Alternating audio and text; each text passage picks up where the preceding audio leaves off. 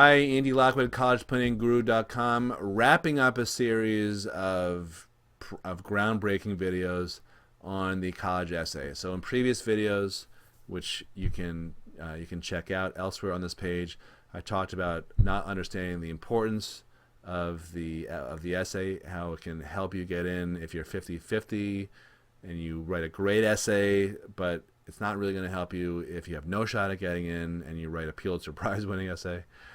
We also talked about a big mistake that people make is not answering the question or not answering the entire question. If it's a two-part question, a lot of times kids answer the first part, not the second part. Another mistake is not understanding the purpose of the essay, which is really to let admissions officers get to know you, not to regurgitate other parts of your application, like your extracurricular activities.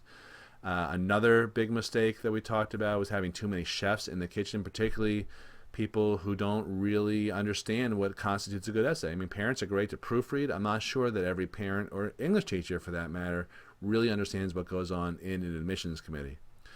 I talked about not having your English teacher be the be-all and end-all, guru on if your essay is good or not, because frankly, a great English paper that gets you an A may be a lousy admissions essay. And that ties into the last mistake, which is not knowing your audience, not understanding what the college admissions officers are going through. So in many cases, admissions officers have 500 or more applications to review in a very compressed time period, over the holidays, for example. And what that means is they have maybe 10 minutes per application, not essay, 10 minutes per application to go through. So in that 10 minutes, they were reviewing grades, the curriculum that the school offers, the SAT or the ACT scores, recommendations, extracurricular activities, volunteer hours, so on and so forth, and then the essay. If you write another boring essay about the myriad and the plethora of the leadership experience that blah, blah, blah, blah, blah, blah, blah, your essay is not going to, they probably won't even read it. It's not going to help you. Instead, you should be thinking that your essay needs to stop them in their tracks and be interesting to them. That's the one word that you really need to think about is my essay interesting? Because they are bombarded by other competing essays from all the other 500 kids that they are reading. So I always think about the essay as like it should be like a tabloid. There's a great headline from the New York Post I talked about in a previous video: headless body in topless bar. That stops you dead in your tracks, and you're like, what is this story about? That's what your essay has to be like. It's got to grab their attention.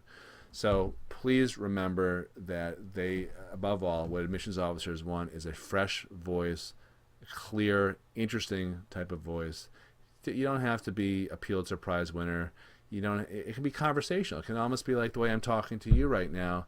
That's the sort of the effect that you want your essay to have. You want it to be your spokesperson. It's like having you in front of them, but in print. Think of it that way. Advocating, for why you are going to be an interesting addition to their college class that they're trying to find people for. All right. I hope you found these videos helpful. I am opening up our coaching program. If you're interested in our coaching program, there's a link to that and some more free information below here. Thanks a lot for watching these videos, and I will see you in the near future. Bye-bye.